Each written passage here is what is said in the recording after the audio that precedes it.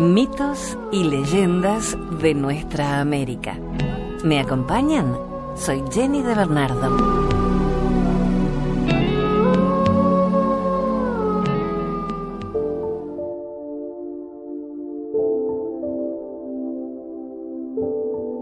Los Micmac son una tribu de indios algonquinos, también llamada Surique. Su nombre proviene de Nicmag, aliado o amigo. Formaban una confederación de muchos clanes, cada uno de ellos con sus propios símbolos y cada cual con su propio caudillo o sagamor, que practicaban la poligamia y vivían en Umamag, pero el liderazgo no era muy fuerte y solo se reunían para discutir la paz o la guerra. Aunque se dividían en bandas dispersas, tenían una fuerte y sólida identidad étnica. No había entre ellos clases sociales hereditarias ni esclavitud. Eran nómadas, cazaban focas, gamos y caribúes, pescaban y recogían mariscos. Su ciclo anual comprendía en invierno asentamientos difusos, donde vivían en wigwams, cónicos de piel y corteza, y se dedicaban a la caza de castores, nutrias, gamos, osos, y en la primavera pescaban arenque y salmón y cazaban pájaros. Usaban asentamientos compactos en el verano, con wigwams oblongos abiertos al aire, y se dedicaban al cultivo del tabaco. Se sabe poco de sus rituales religiosos. Creían en Manitú, como el resto de las tribus algonquinas, y en Glooskap, un guerrero legendario. Hoy en día, aunque son oficialmente católicos, todavía creen en la Keskamiset, la suerte, y en los poderes sobrenaturales. De ellos es la profecía de Upap.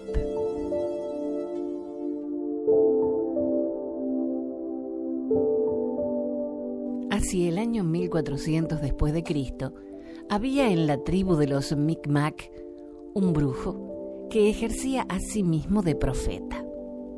Y al parecer, este profeta vaticinó la llegada del hombre blanco a los territorios ocupados hasta entonces por los indios. La profecía de Upap fue realizada con ocasión de la boda de Pluma de Cuervo, hijo del gran jefe de la tribu de los Micmac, con la hija del gran jefe de la tribu de los Miami, la hermosa Sol Radiante. Pero ante la inmensa sorpresa de todos los miembros de ambas tribus, cuando se disponían a festejar dignamente el fausto acontecimiento, Upap lanzó a los aires su profecía como un vaticinio de catástrofes y destrucción. Esta es la profecía de Upap. Oh Micmacs, dispónganse a defender a sus descendientes. Todavía les quedan 100 años de grandeza, de libertad. Ah, indios Micmac, sepan que vuestros hijos serán exterminados a sangre y fuego por ingentes legiones de hombres blancos y barbudos que vendrán de oriente, donde nace el sol. Arrasarán sus poblados para apoderarse de todas sus riquezas. Saquearán los altares para derrocar a Manitú y querrán imponerles una religión desconocida. Llevarán como emblema una cruz ante la que tendrán que postrarse. Dentro de unos 100 años empezará el eclipse. No obstante, los indios de las dos tribus, en aquel año tan lejano aún de los sucesos nefastos pronosticados por el brujo, no hicieron el menor caso de tales palabras, y todos se dispusieron a disfrutar con la celebración del casamiento. El chamán había leído en las estrellas, decidiendo que la época más propicia para la boda sería aquella semana del mes de abril, cuando los días empezaban ya a alargarse rápidamente. Por eso todo estaba en marcha. No obstante esto, el júbilo general no era compartido por el joven héroe de la tribu de los Micmac, Trueno Gris, confirmado como guerrero y cazador sin par. Trueno Gris, quien en prueba de afecto y consideración por parte del gran jefe Micmac, había asistido a su lado en las triunfales fiestas organizadas en honor de los dos novios. Se hallaba desde tiempo atrás enamorado de la hermosa princesa Sol Radiante. De origen humilde, el joven héroe sabía que no podía jamás aspirar a la mano de la bella Sol Radiante. En efecto, entre los indios Micmac se tenía muy en cuenta la diferencia de clases, por lo que Trueno Gris había tratado de refrenar sus sentimientos amorosos. Sin embargo, alguien los había descubierto y el gran jefe había decidido evitar posibles complicaciones, elevando al joven a comandante de escuadrón y enviándolo como agregado del gran jefe de la tribu de los Miami. El joven Micmac aceptó el nuevo cargo porque en su corazón ya se incubaba la rebelión que pensaba iniciar algún día contra su propia tribu.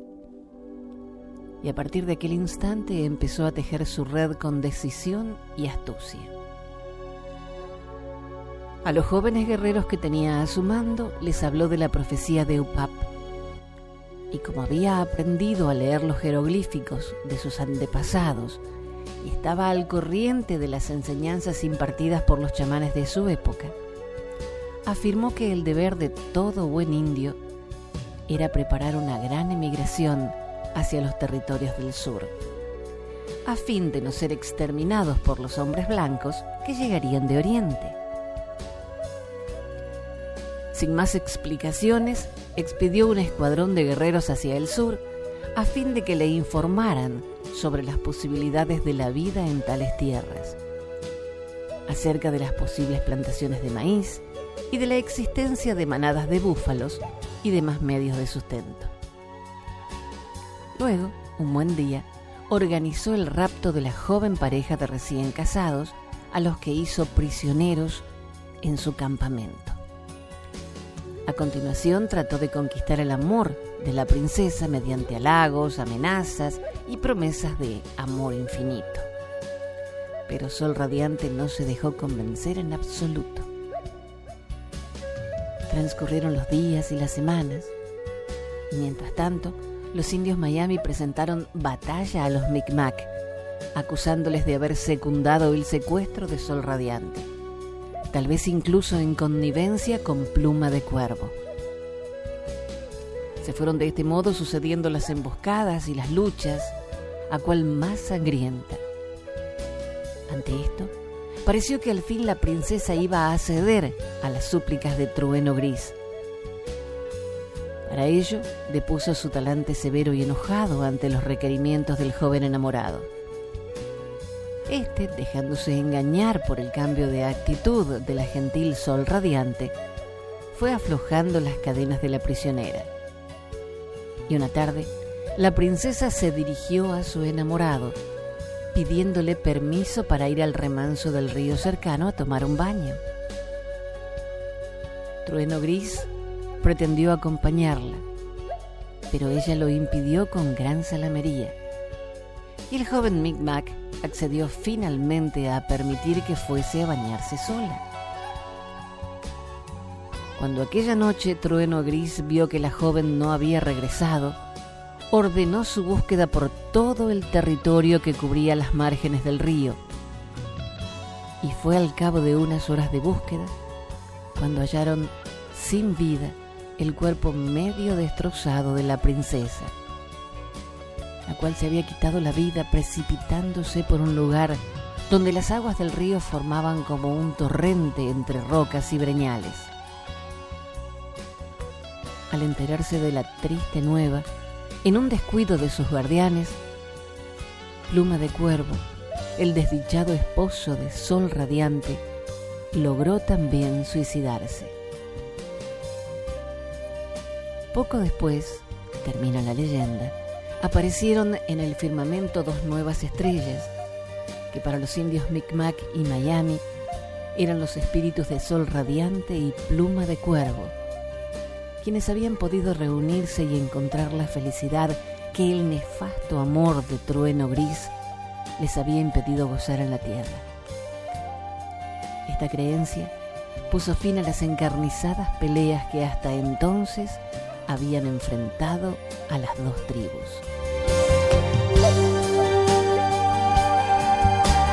Extraídas de mitos y leyendas de los indios americanos de R.R. Ayala.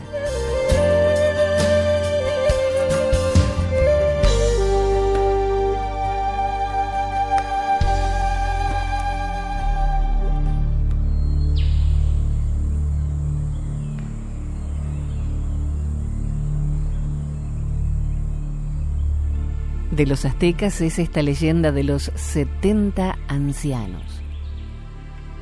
Cuando el poderoso emperador Moctezuma quiso saber dónde estaban sus antepasados, llamó a su primer ministro y le dijo: «Quiero saber dónde viven los antepasados del antiguo pueblo de Anáhuac.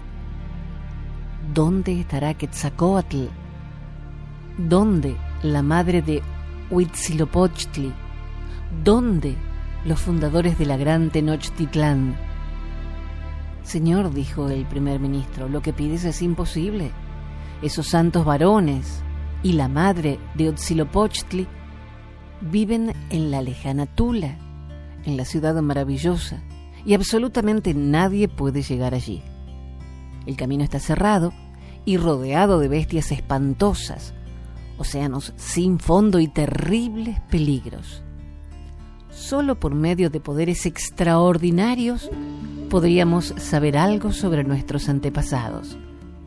Entonces decidió consultar al antiguo historiador del imperio y, según cuenta la leyenda, se fue al pasado y se encontró cara a cara con un viejo inmortal a quien le preguntó: «Dime, buen anciano, ¿dónde viven hoy Quetzalcóatl, la madre de Huitzilopochtli y todos los santos varones de los antiguos tiempos?» «Poderoso emperador, ellos viven en la lejana Tula», le respondió el anciano. «Quisiera llegar hasta allí», dijo el gran emperador. «El camino está cerrado, no es posible. Solo introduciendo el cuerpo por medio de poderes extraordinarios dentro de la cuarta vertical podrías llegar a ese lugar». Así, el anciano historiador le comprobó a Moctezuma que lo que había dicho el primer ministro era verdad y regresó al palacio. Días después convocó al pueblo y a los 60 ancianos y les dijo: «Quiero saber dónde viven los dioses de Anáhuac. Quiero saber algo sobre Quetzalcóatl, sobre la madre de Huitzilopochtli y sobre todos esos santos y heroicos varones fundadores de la gran Tenochtitlán.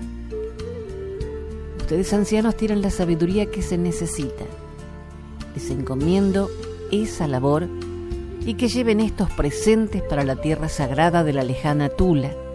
Y entregándole los presentes continuó: «Márchense». Dice la leyenda que los 60 se prepararon con mucho ayuno y abstinencia, impregnaron sus cuerpos con hierbas y luego, haciendo sus mágicos círculos y usando sus poderes, metieron su cuerpo físico dentro de la cuarta vertical.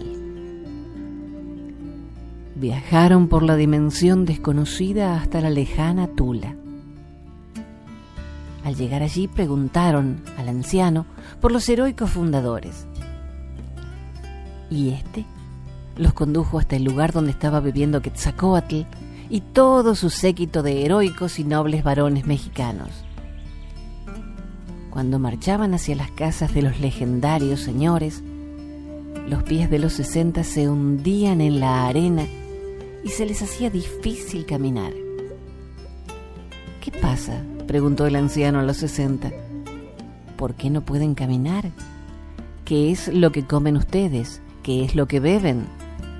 Los 60 respondieron: «Señor, nosotros bebemos mucho pulque y nos embriagamos.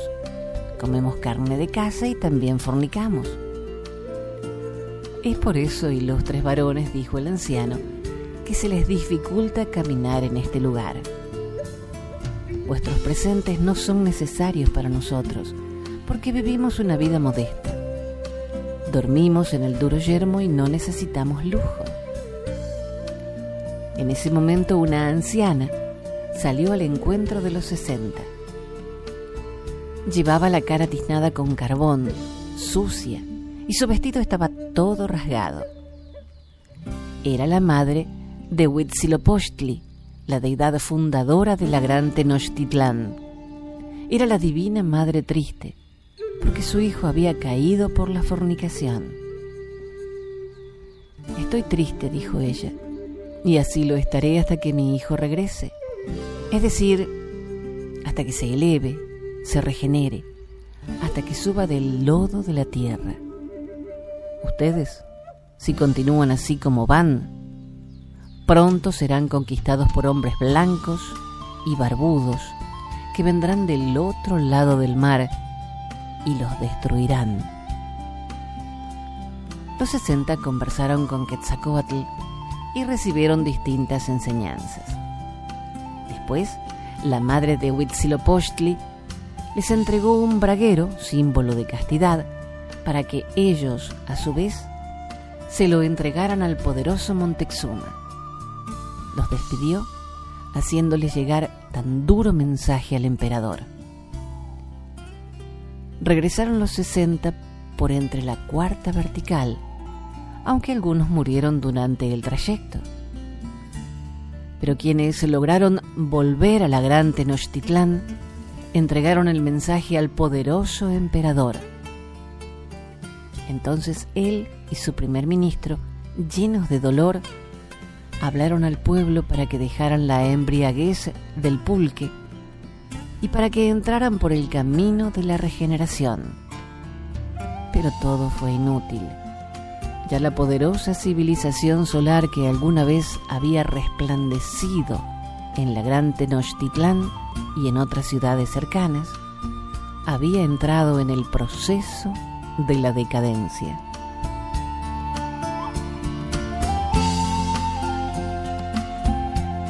Extraído de Mitología Azteca de Luis Guzmán Roca.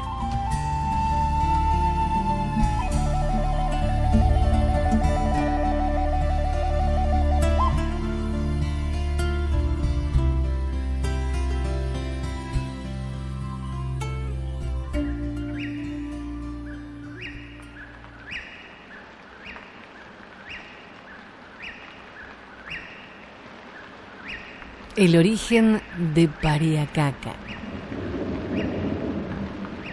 En aquellos tiempos, los hombres vivían en guerras permanentes y solo reconocían como sus curacas a los más valientes y ricos. Pariacaca nació de 5 huevos en el Cerro Condorcoto, ubicado en la provincia de Huarochirí, departamento de Lima, Perú. Un pobre hombre llamado Huatiacuri, hijo de Pariacaca, fue el primero en enterarse de ese nacimiento. Un poderoso y gran señor llamado Tamtamñanca, cuya casa estaba cubierta de plumas rojas y amarillas, poseía llamas de todas las especies, amarillas, rojas, azules. Este hombre presumía de ser un gran sabio, a pesar de sus conocimientos limitados, y fingía ser Dios y creador. De todas las comunidades llegaba gente para honrarlo y venerarlo mientras él engañaba a todos. Este hombre, que se creía adivino además de Dios, enfermó gravemente. Y la gente se preguntaba cómo era posible que un sabio como él padeciera algún tipo de dolencia. Tamtañamca, en su afán por curarse, llamó a todos los sabios, pero ninguno supo encontrar qué enfermedad lo aquejaba. Huatiacuri, que venía desde el mar, escuchó a 2 zorros que conversaban. «Hermano, ¿cómo está la situación arriba?» Un señor de Anchicocha, que finge ser Dios y gran sabio, está enfermo, y todos los adivinos tratan de encontrar el origen de tan extraño mal, le contestó el otro. El zorro que subía volvió a preguntar: ¿y cómo fue que se contagió ese mal? El que bajaba le respondió: mientras su esposa tostaba maíz, saltó un grano de muchos colores y antes de tocar el piso, tocó las vergüenzas de ella, que lo recogió y se lo dio a comer a otro hombre. Por eso ahora se la considera adúltera y hay una serpiente que vive sobre la casa y se los está comiendo. También hay un sapo de 2 cabezas que vive debajo de su piedra de moler maíz.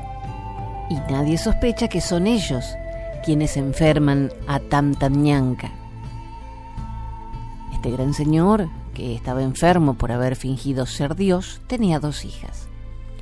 La mayor se había casado con un hombre muy rico de su Ayilu. Uatiacuri llegó al poblado y preguntó a todos si había alguien enfermo en la comunidad. Chaupiñansi, la hija menor de Tamtañanka, le respondió que sí, que su padre estaba muy grave. Uatiacuri le dijo: cásate conmigo y yo sanaré a tu padre. La joven se negó por tratarse de un indio sucio y pobre.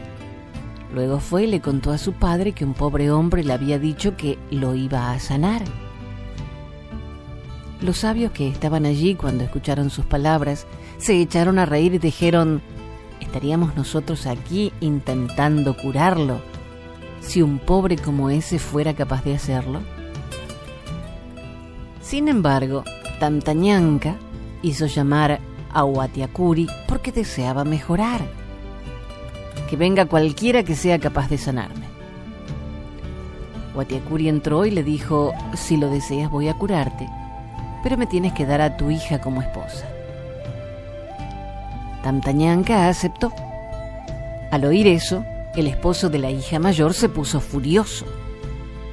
¿Cómo podré aceptar que la cuñada de un hombre tan poderoso como yo se case con semejante pobre miserable? Sin hacer caso a los reclamos, Uatiacuri comenzó con su labor. Señor, tu mujer es adúltera y su culpa te ha hecho enfermar. En el lecho de tu casa hay 2 serpientes que te están comiendo. Y también hay un sapo de 2 cabezas debajo de tu batán.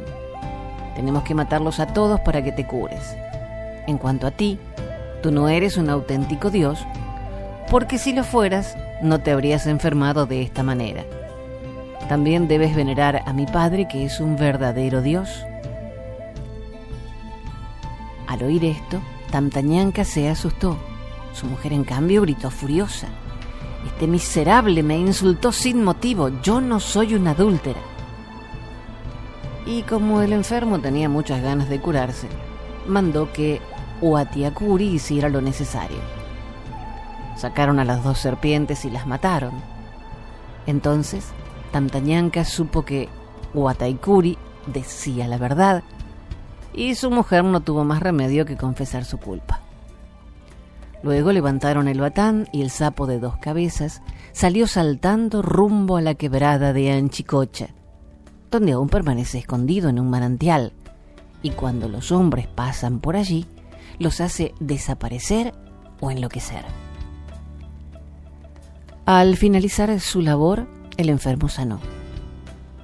El día señalado, Uatiacuri viajó a Condorcoto, y ahí estaba Pariacaca en forma de 5 huevos. Entonces el viento comenzó a soplar por primera vez. Ese mismo día, Tamtañanka sanó, le entregó a su hija y ambos emprendieron viaje.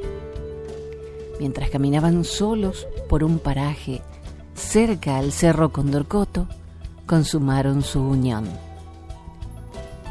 Cuando el esposo de la hija mayor de Tamtañanka se enteró, desafió a Uatiacuri a competir en distintas pruebas para vencerlo y cubrirlo de vergüenza. Uatiacuri aceptó el reto y fue a contarle a su padre Pariacaca, que aún no nacía y seguía en forma de 5 huevos, todo lo sucedido. Muy bien, Cualquier cosa que te proponga, ven enseguida y cuéntamela. Yo te aconsejaré, dijo Pariacaca. La primera prueba consistió en medir su resistencia bailando y bebiendo. Watiacuri fue a contarle a su padre Pariacaca, quien le dijo: ve a la otra montaña, transfórmate en un guanaco y échate fingiendo estar muerto. Temprano en la mañana, un zorro y su esposa irán a verte. Ella llevará chicha en un poronguito y él llevará su tambor. Cuando te encuentren, intentarán comerte creyendo que estás muerto. Pero antes de que lo hagan, conviértete de nuevo en hombre y grita con todas tus fuerzas. Ellos se asustarán tanto que saldrán huyendo o olvidando sus cosas. Con ellas asistirás a la competencia. Watiacuri hizo todo lo que su padre le recomendó. Cuando comenzó la competencia, el hombre rico fue el primero en bailar. Aproximadamente 200 mujeres bailaron para él. Cuando le tocó el turno a Watiacuri, entró a bailar solo con su esposa. Y al tocar su tamborín, la tierra empezó a temblar como si bailara al compás del sonido. De esa manera, ganó la competencia. No solo bailó la gente, sino la tierra también. Luego tocaba beber. Watiacuri y su esposa se sentaron en el lugar de honor y todos los hombres presentes se acercaban y les servían chicha, uno tras otro, sin dejarlos respirar. Pero la bebida parecía no hacerles efecto. Cuando le tocó a Watiacuri servirle a todos los presentes, sacó el poronguito de la zorra. Todos se echaron a reír y se burlaron, diciendo que era muy pequeño para saciar a tanta gente. Pero apenas le servía y bebía, uno a uno caían sin sentido. Y así ganó otra competencia. Como había vencido también en esta prueba, al día siguiente el hombre poderoso lo desafió de nuevo. Esta vez el reto consistía en vestirse con las más finas ropas.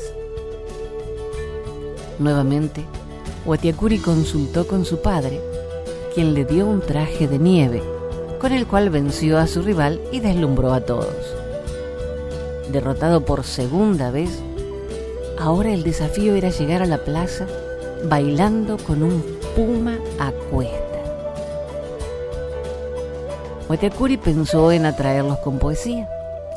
Siguiendo las instrucciones de su padre, fue muy temprano a un manantial y trajo un puma dorado.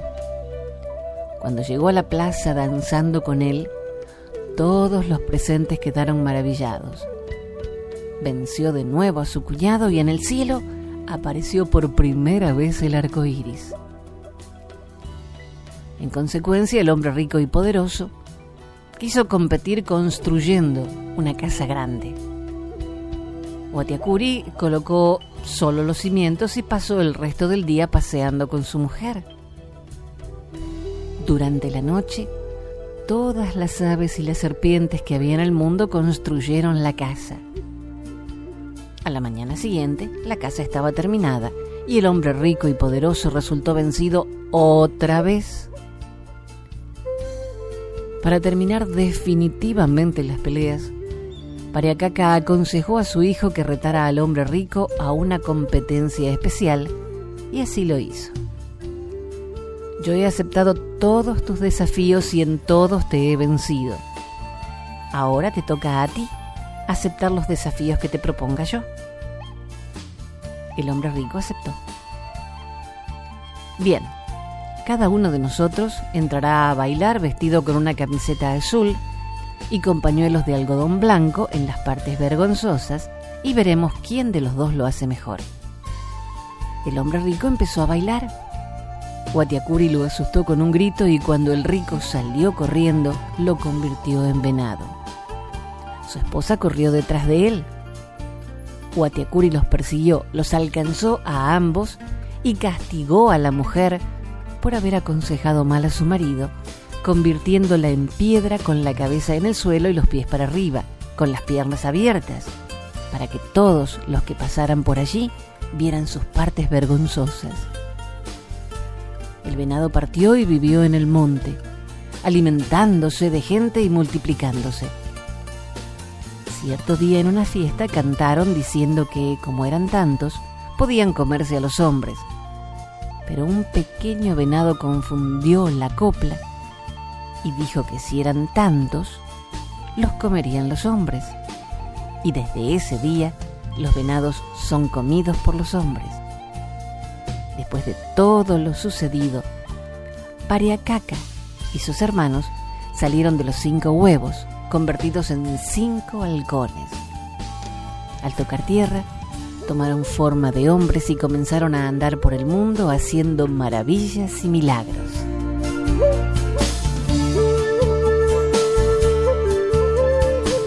Extraído de Soledad mitológica inca.